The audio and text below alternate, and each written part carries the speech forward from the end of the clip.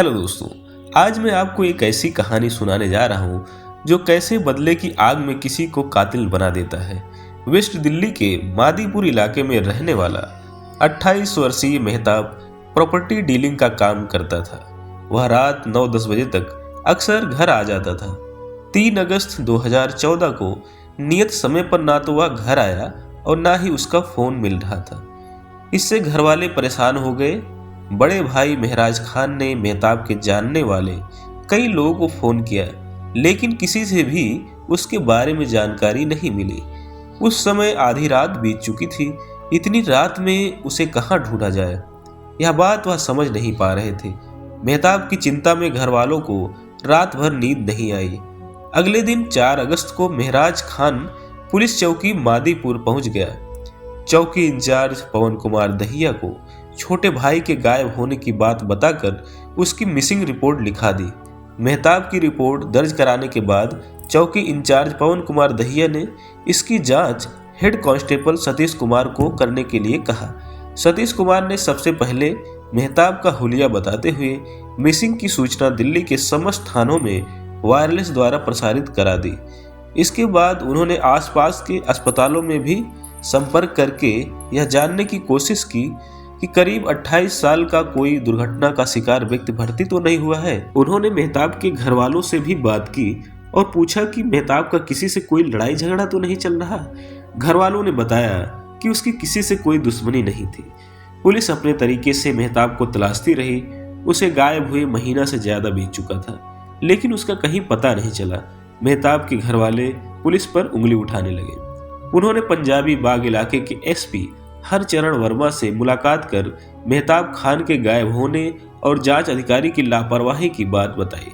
Madipur police चौकी थाना पंजाबी बाग के अंडर आती है, इसलिए एसपी हरचरण वर्मा ने इस मामले में अज्ञात लोगों के खिलाफ अपहरण की रिपोर्ट दर्ज करने के निर्देश पंजाबी बाग के थाना प्रभारी ईश्वर सिंह को दिए। महराज की शिकायत पर 12 सितंबर 2014 को पंजाबी बाग थाने में अज्ञात लोगों के खिलाफ भादवी की धारा 365 अपहरण के तहत मुकदमा दर्ज कर लिया गया और जांच एसआई अनूप कुमार को सौंप दी गई। मेहताब के महीने भर से गायब होने की जानकारी वेस्ट दिल्ली के अतिरिक्त आयुक्त रणवीर सिंह को मिली, तो उन्होंने एसपी हरचरण वर्मा के नेतृत्व में एक पुलिस टीम बनाई, जिसमें इंस्पेक्टर राजीव बिमल, एसआई पवन कुमार दहिया, अनूप कुमार, हेड कांस्टेबल सतीश कुमार, सुजीत, कुलदीप, महिला कांस्टेबल अंजू बाला आदि को शामिल किया गया। रिपोर्ट दर्ज होते ही पुलिस सक्रिय हो गई। पुलिस ने मेहताब के फोन की कॉल डिटेल्स निकलवाई। कॉल डिटेल्स का अध्ययन करने पर पता चला कि जिस दिन मेहताब गायब हुआ था, उसी दिन उसके मोबाइल पर आइडिया कंपनी के एक नंबर से सुबह 10:30 बजे कॉल आई थी। इसके अलावा इसी नंबर पर मेहताब की 10-15 बार रोजाना बात होती थी। इससे यह लगा कि मेहताब के उस व्यक्ति से नजदीकी संबंध रहे होंगे, तभी तो उससे इतनी बात होती थी। पुलिस अब उस शख्स से मिलना चाहती थी। पुलिस ने उस नंबर को मिलाया तो वह भी स्विच ऑफ मिला। संबंधित फोन कंपनी से फोन धारक का पता निकलवाया तो पता चला कि वह नंबर बिहार के तौहीर नाम के व्यक्ति की आईडी पर लिया गया था और यह नंबर 28 जून को एक्टिव हुआ था। पुलिस ने जब जांच की तो बिहार का यह पता फर्जी पाया गया। इस जांच में पुलिस टीम को यह भी जानकारी मिली कि idea phone number 867505014919 IMI number के फोन में चल रहा था। पुलिस टीम ने अब यह जानने की कोशिश की कि इस IMI नंबर के फोन में 28 जून 2014 से पहले किस नंबर का सिम एक्टिव था। पुलिस टीम इस काम में दिन रात एक करते हुए जुटी थी। टीम को जांच में यह पता लग गया कि 28 जून से पहले उस फोन में किस नंबर का सिम काम कर रहा था। जांच में पता चला कि वह नंबर दिल्ली के वजीराबाद गांव के रहने वाले आसिफ खान पुत्र इनाम खान के नाम से लिया गया था। आसिफ खान से पूछताछ करने के बाद पुलिस उस शख्स तक पहुंच सकती थी जिसकी मेहताब खान से रोजाना 10-15 बार बात होती थी। आसिफ के पास जाने से पहले इंस्पेक्टर राजीव बिमल ने मेहताब के भाई महराज से पूछा कि क्या वह वजीराबाद गांव में रहने वाले किसी आसिफ खान नाम के व्यक्ति को जानता है। आसिफ का नाम सुनते ही महराज चौंक गया। आसिफ को भला वह कैसे भूल सकता था। उसने आसिफ की पूरी कहानी इंस्पेक्टर राजीव बिमल को सुना दी। उससे पता चला कि मेहताब आसिफ खान का दूर के रिश्ते का चचेरा भाई है। आसिफ पहले मादीपुर में ही रहता था। करीब 3 साल पहले की बात है। मेहताब के चचेरे भाई साने आलम की बहन मुमताज का आसिफ के भतीजे रवीश खान से चक्कर चल रहा था। कुछ दिनों बाद वह मुमताज को लेकर भाग गया। यह बात मेहताब और उसके भाइयों को पता चली तो वे सब शिकायत करने आसिफ खान के घर पहुंचे। साने आलम और मेहताब गुस्से में थे। शिकायत के दौरान ही दोनों से गर्मा गर्मी हो गई। तब उन लोगों ने आसिफ खान की जमकर पिटाई की। जिस तरह मोहल्ले में आसिफ की बेइज्जती हुई, उसे देखते हुए उसने वहां रहने का विचार ही छोड़ दिया। उसने अपना मादीपुर का मकान बेच दिया और दिल्ली के ही वजीराबाद गांव में मकान खरीदकर रहने लगा। वहीं पर वह प्रॉपर्टी डीलिंग का धंधा करने लगा। तब से वह वजीराबाद में ही रह रहा था। उधर मुमताज और रवीश खान ने भी निकाह कर लिया।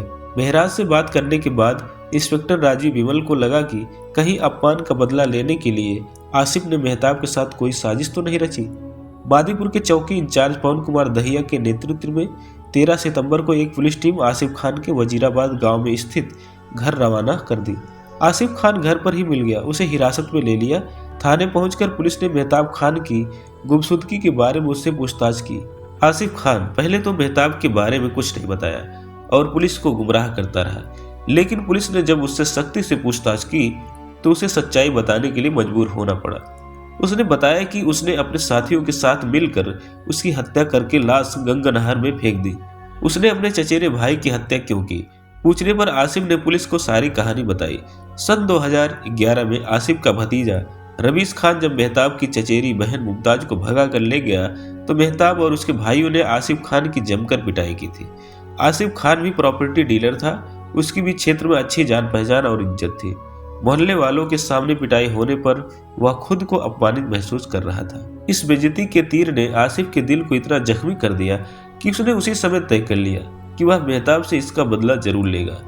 इस घटना के 15-20 दिनों बाद आसिफ ने मादीपुर वाला मकान बेचकर दिल्ली के वजीराबाद गांव में एक मकान खरीद लिया और वहीं पर प्रॉपर्टी डीलिंग का काम करने लगा। वजीराबाद गांव में आसिफ के घर के पास ही जाहिद उर्फ सलमान रहता था। पड़ोस में रहने की वजह से आसिफ की जाहिद से दोस्ती हो गई। बाद में वह आसिफ के साथ ही प्रॉपर्टी डीलिंग का काम करने लगा। मादीपुर छोड़ने के बाद भी आसिफ महराज से मिले अपमान को नहीं भूला था। उसी दौरान जाहिद के जरिए आसिफ की शाहरुख से मुलाकात हुई। शाहरुख दिल्ली के शास्त्री पार्क के इलाके का रहने वाला था।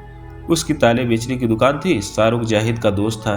तीनों साथ साथ खाते पीते थे। खाते पीते समय आसिफ अपने मन की टीस दोस्तों से जाहिर कर देता था। एक बार की बात है, आसिफ खजूरी खास से कार द्वारा अपने घर लौट रहा था। उसने वजीराबाद पुल के पास यमुना घाट पर एक महिला बैठी देखी। 28-30 साल की वह महिला बहुत खूबसूरत थी। वह महिला एकदम अकेली थी। उसे देखकर आसिफ अचानक रुक गया और कार को सड़क किनारे खड़ी करके उसे निहारने लगा। वहां खड़े खड़े यह सोचने लगा कि आखिर यह महिला नदी घाट पर अकेली क्यों बैठी है। कुछ देर बाद आसिफ खुद ही उसके पास पहुंच गया। उसे देखकर वह महिला घबराई नहीं, बल्कि वह पानी की ओर टकटकी लगाए बैठी रही। आसिफ ने उससे पूछा, मैडम मैं काफी देर से देख रहा हूँ कि आप इस सुनसान जगह पर अकेली बैठी हैं।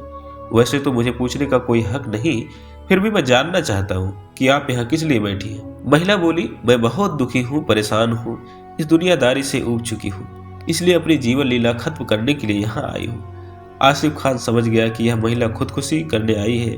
वह उसे समझाते हुए बोला, मैडम खुदकुशी किसी समस्या का समाधान नहीं है। जिंदगी में तमाम तरह की समस्याएं आती हैं, तो ऐसा नहीं कि हम समस्याओं का हल ढूंढने के बजाय आत्महत्या का रास्ता अपनाएं। यदि आप मुझे अपनी समस्या बताएंगी तो हो सकता है कि मैं आपकी कोई हेल्प कर सकूं।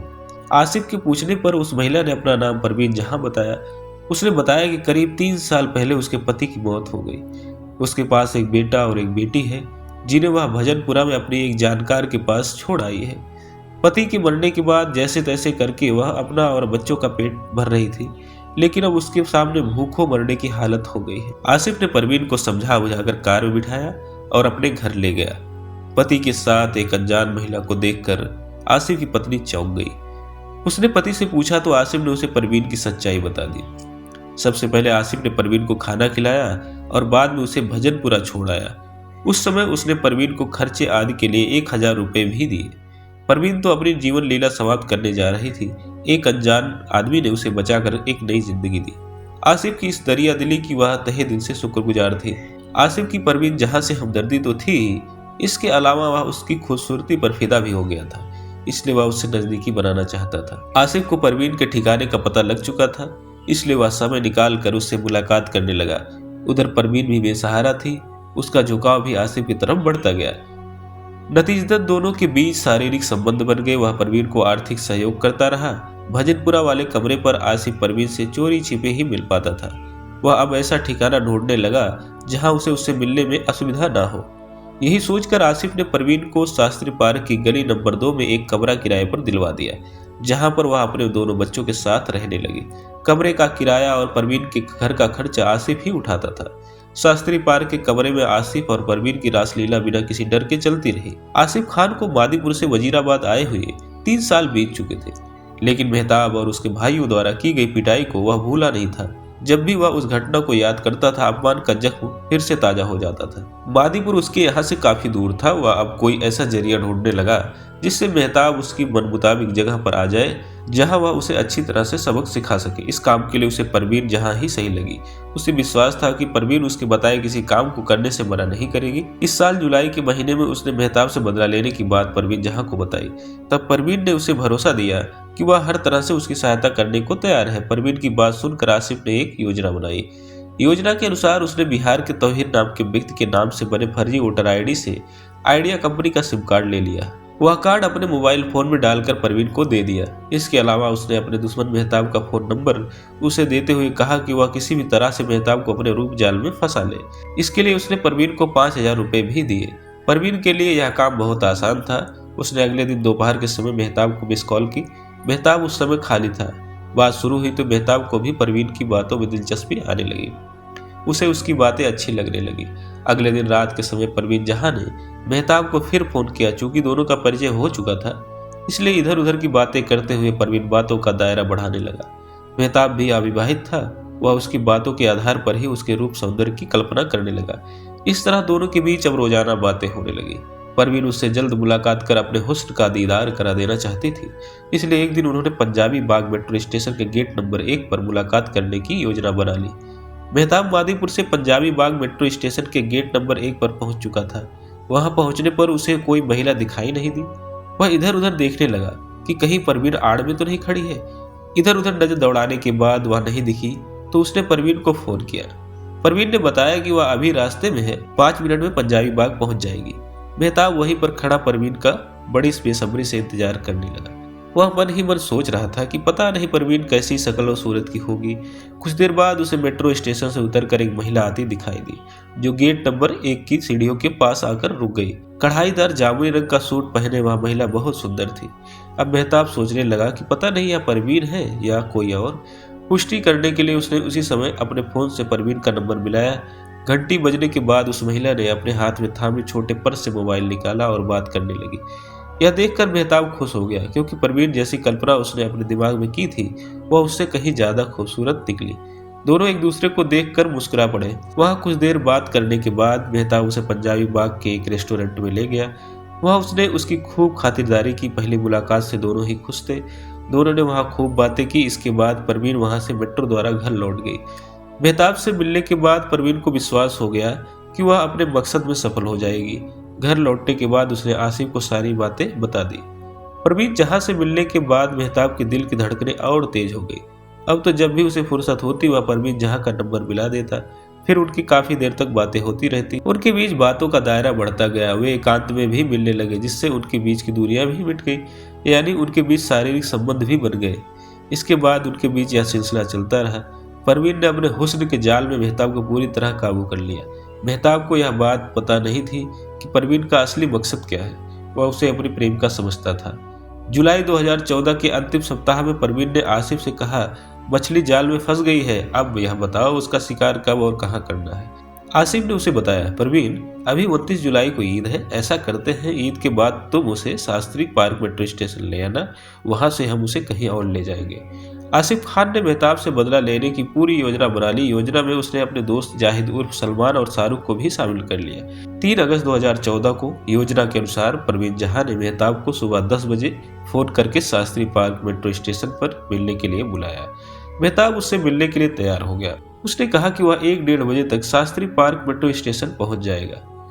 परवीन ने यह बात आसिफ खान को बता दी। आसिफ ने योजना के अनुसार अपनी सेंट्रो कार में एक रस्सी का टुकड़ा और जूट की बोरी रख ली। इसके बाद उसने शाहरुख को अपने घर बुलाया। शाहरुख उसके पास पहुंच गया तो उसे कार में बिठाकर वह जाहिद के घर की तरफ चल दिया। जाहिद को उसके घर से बुलाकर उसे भी कार में बिठा लिया। दोनों दोस्तों को लेकर वह दोपहर 12:30 बजे शास्त्री पार्क मेट्रो स्टेशन पहुंच गया। परवीन जहां शास्त्री पार्क में ही रहती थी, वह भी उधर से मेट्रो स्टेशन पहुंच गई। वह मेहताब से फोन द्वारा संपर्क बनाए हुए थी। करीब 1:30 बजे Mehtab Shastri park metro station पहुंचा। परवीन भी मेट्रो स्टेशन पहुंच गई। वह मेहताब से बातें करते हुए उसे स्टेशन से नीचे उतार कर आसिफ की कार के पास ले आई। जैसे ही मेहताब कार के नजदीक पहुंचा, जाहिद और शाहरुख ने उसे कार में खींचकर उसका मुंह दबोच लिया, फिर तमंचा दिखाकर उसे चुप रहने को कहा। आसिफ ने तुरंत कार चला दी। इससे पहले उसने परवीन का मोबाइल अपने पास रख लिया था। वह तेज गति से कार चलाता हुआ मेरठ की तरफ निकल गया। रास्ते में शाहरुख और जाहिद ने मेहताब की बहुत पिटाई की। मेरठ से निकलते ही आसिफ पिछली सीट पर आ गया और जाहिद कार चलाने लगा। आसिफ के दिल में बदले की चिंगारी सुलग रही थी। उसने अपने हाथों से मेहताब की पिटाई करनी शुरू कर दी। मेहताब के शरीर पर तमाम गंभीर चोटें आई थी, जिससे उसे बहुत दर्द हो रहा था। दर्द उसकी सहन शक्ति से बाहर हो गया तो उसने चिल्लाना शुरू कर दिया। उसी दौरान आसिफ ने कार में रखे रस्सी के टुकड़े से उसका गला घोंट दिया। मेहताब की हत्या करने के बाद उन्होंने उसकी लाश कार में पहले से रखी जूट की बोरी में डाल दी और जिस रस्सी से गला घोंटा था उससे बोरी का मुंह बांध दिया। उन्होंने खतौली के पास से गुजर रही गंग नहर में वह बोरी डाल दी। वहीं पर उन्होंने मेहताब और परवीन के मोबाइल फोन भी फेंक दिए। लाश ठिकाने लगाकर वे सभी अपने घर लौट आए।